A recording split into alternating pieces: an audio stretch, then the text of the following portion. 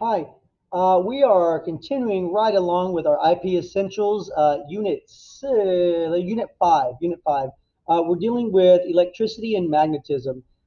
And so let's go ahead and get started. When we start looking at electricity and magnetism, I'm just going to call it E and M for electricity and magnetism.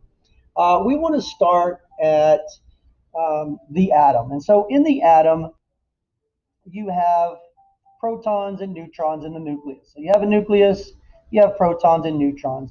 And essentially what we have protons that are positively charged. And we'll just look at those. So let's look at protons. On the outside of the atom, we have electrons. Electrons are negatively charged. And so I'm just doing a simplified version to kind of give you an idea of what the electron is. Now, one of two things can happen when you have an electron. One thing is if this electron leaves, right? Before it leaves, we have three protons, three electrons, and so the charge, the positive and the negative, are balanced, and so they're equal. And if they're equal, that's what's known as a neutral atom. Most things that you touch are neutral, right? If you touch your desk or the floor or the wall or something like that, it's not going to shock you, and that's because it's neutral. That's what most things are. Now, things can become charged, and this is how it happens. If this electron leaves, you'll notice that you have more positive charges and less negative charges. So if the electron leaves, it becomes more positive. Now, on the other side of that, you could have a situation where, let's say that you have three protons and you have three electrons, right? It's neutral, but now you're going to have another electron that's going to come in here and attach itself to this atom. And so when that happens, you'll have three positive charges and four negative charges, which will make this more negative. So it's the movement of the electrons that tell you whether or not your object is going to be positive or negative. And so if you have tons and tons of atoms losing electrons or gaining electrons, then overall you're going to have an object that is either positively charged or negatively charged. And so you can have an object that is positively charged. And this could be like a balloon, it could be an article of clothing, it could be anything. So the overall charge is going to be positive. And you can have an overall object be negatively charged. So when you get two positive, or when you get things that are charged, you get an electrostatic force. This force is felt between these two things. They don't have to be in contact. There's a force field. There's an electric field that surrounds these things. And so as long as they're within that field, they're going to feel what's known as an electrostatic force. And this force can either be this force can be attractive or it can be repulsive. Attractive means they're going to want to pull towards each other. Repulsive means that they're going to want to push each other away. And so if you have a positive and negative charge, you're going to get an attractive force. You could have a situation where you have two positive charges and they're going to feel a repulsive force. You could have a situation where you have two negatives and they're going to repel. So in this case, opposite charges are going to attract and like charges are going to repel. They're going to push each other away. Okay? So that's charged particles. So if we take it a little bit of a step further, we know that electrons are the reason that things can become positive or negatively charged. But you can also, if you are able to move these charges, let's say that you have a wire.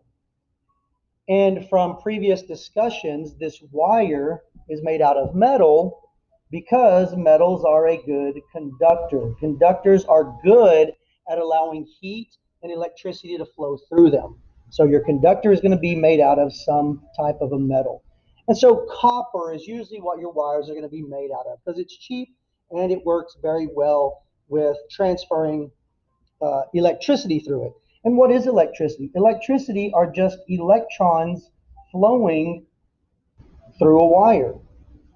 So these electrons, if you can get them to move through a wire, you get a current. So when you have electrons moving through a wire, we get what's known as current. Current is the flow of electrons through a wire. Okay? Now, this wire is going to have resistance. Resistance is just what it sounds like. It's trying to resist the flow of electricity, and everything has inherent resistance to it. Even the most efficient conductor is going to have some resistance, and that's because there's nucleus or nuclei within the wire that these electrons run into. They run into little the nuclei within it. And so there's resistance. It tries to stop the flow of electrons. Not on purpose, but that's just what the material is made out of. Some materials have high resistance, some materials have really low resistance. Iron has a high resistance. Electricity can flow through it, but it has high resistance. And if it has high resistance, it'll heat up. It'll heat up a lot. So copper is good about allowing electricity to flow through it. It has low resistance or lower resistance. And then, so we have current, we have resistance. So what is it that allows electricity to flow? It's this thing called voltage.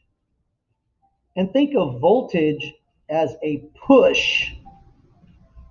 It's the push that causes the electrons to flow through the wire. So you have voltage that's pushing the electrons through, okay? And when the electrons flow, you have current. So your voltage is pushing the electrons.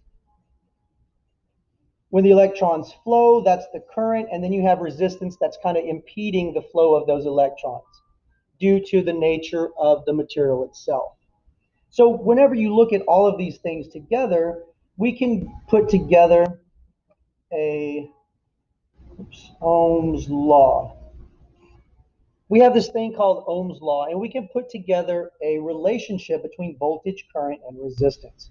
And so the easiest way to write it is V equals IR, where V is our voltage, I is current.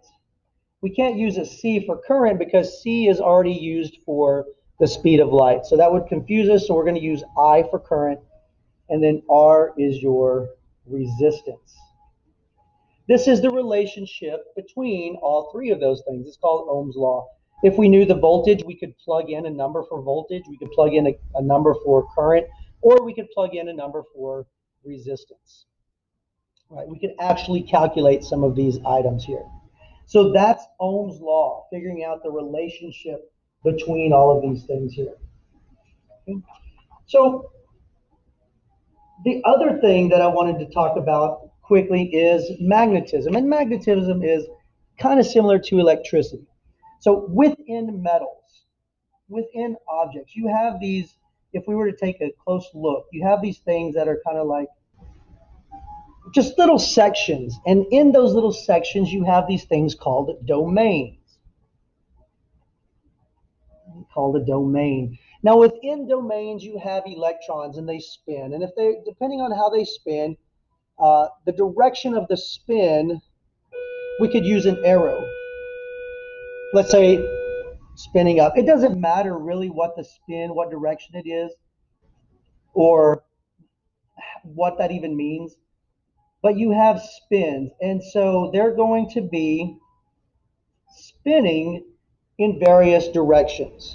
Now, if you have an object or something that has domains where you have the spin of those electrons in different directions like this is not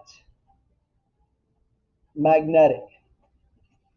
This is a material that is not magnetic. If the domains are not lined up, it's not magnetic. Now, if we were to take a look at something that was magnetic, and we were to take a look at those domains, we would find something like this, where we have the atoms lining up their spin. And so this would be magnetic. You'll notice the difference. Here we have all of the domains lined up in one direction, so this is magnetic.